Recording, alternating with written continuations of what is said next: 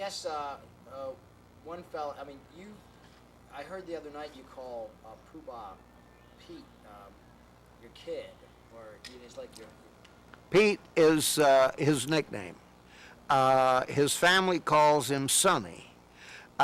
His real name is Norbert Albert Terhern, and he took his birth certificate and actually he made it illegal because he erased the middle name and put Pete in it. So I had to get him a new birth certificate. But Poobah is kind of a stage name, and for 2 or 3 years, my late partner Harry Leonard was having a little ill health, and he didn't want the stress of a big sideshow. And so we took out this little show that was just Pete. Didn't I show you that? You saw that the other night on the tape, yeah. And Harry gave him the name Poobah because there is an operetta called The Mikado, written by Gilbert and Sullivan. And in The Mikado is the great Poobah. He is the Lord Mayor, the chief executioner. He does many things. And because Pete did all 6 of the acts, he said he's just like Poobah. And so that's what we started to calling him, Poobah.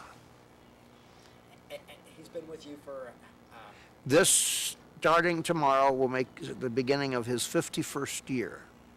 And he was a munchkin? Is it true that he was in The Wizard of Oz? Yes. Do you remember which character he played, or? He was not in a speaking part. There were 100 little people in The Wizard of Oz. They could not find 100 little people, so actually in the back, in the crowd scene, there are some children in there. And my late partner, Nate Eagles, who had a whole midget troupe, and they were all in the Wizard of Oz also. Can you tell us a scene that we might see? I didn't hear you, Adam.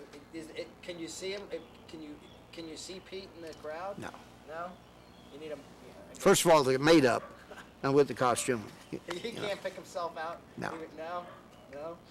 Well, that's, I guess, one thing I wanted to ask you about. But he's been in a lot of other movies. Oh, really?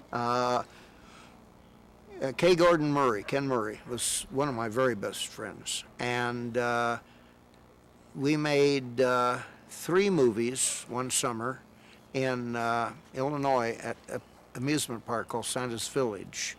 And Pete played the part of Puss in Boots. And my partner Harry was the big bad wolf from Little Red Riding Hood. And in the wintertime, we'd go on tour. And we did television shows and school assemblies and whatever, newspapers and so on, to advertise the shows. I was a union press agent, and I would take Pete or Harry or both, and then later we put Chris in as Merlin the Magician, and we'd go in and do these appearances prior to the showing of the movies. And I know there were several other, a lot of films that, the troops been in or that you have done. But one thing I wanted to ask was, can you talk a little bit to the tradition, if that's the right word of like a sideshow wedding? Is there any kind of is that something? There have been a number of sideshow attractions that people got married. And of course the most famous of them was Priscilla the Monkey Girl, who married Emmett Bajano, the alligator skin man. Emmett was born and raised in Naples, Florida. And then he got a job with another one of the old-time big sideshow men, Johnny Bajano. And Johnny legally adopted him. And Priscilla was born in Puerto Rico. And when she was still quite a young girl, her mother brought her to the States, and she spent many years with Carl Lothar and his family, who operated a big sideshow. And at first they billed her as the little hairy girl. And then as she got older, then they called her the Monkey Girl, and she performed with a performing chimpanzee. She worked the chimp. And Emmett, when he got to be about, I don't know, I'm going to say 18, 19 maybe, and he had been with his adopted father for some years, and he wanted to see more of the world, because as many sideshows did then, because there were a lot of them, and they would play the same route year after year. So he wanted to see something of the world beside that. So he left and joined Carl Lothar's sideshow, and he and Priscilla fell in love. And Carl and Mrs. Lothar were very protective of Priscilla, and they didn't like that he was making eyes at Priscilla. And so they had to kind of sneak around a little bit, and finally they wanted to get married. And so in order to do so, I don't remember where they were at, in Virginia, I think, which was Lothar's home state, and they eloped. And Carl was furious. But she sent him a telegram or something, "I'll be home in 2 days." And so they came back, but as husband and wife. And so they accepted that.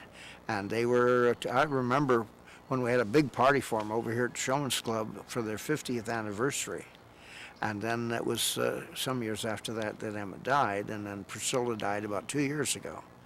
And she was well educated, and was a person, when she would go in public, she would wear a scarf over her face and long sleeve gloves. And so people wouldn't realize that she was with this excessive hirsutus. And sometimes people would ask, "Why do you cover your face?" And she'd say, "Oh," she said, "I have a little acne, it's bothering me, so I don't want the sun to get on it," whatever. But she was appreciative of good music. She loved animals. She always had cats, dogs, and birds, and was a marvelous dancer. And when 20 years ago, I would rather dance than eat. And we used to love to do all the Latin dances together over at the club every Friday night. But I guess there was. We're gonna change the tape, Jeff. Oh, okay. I just want to.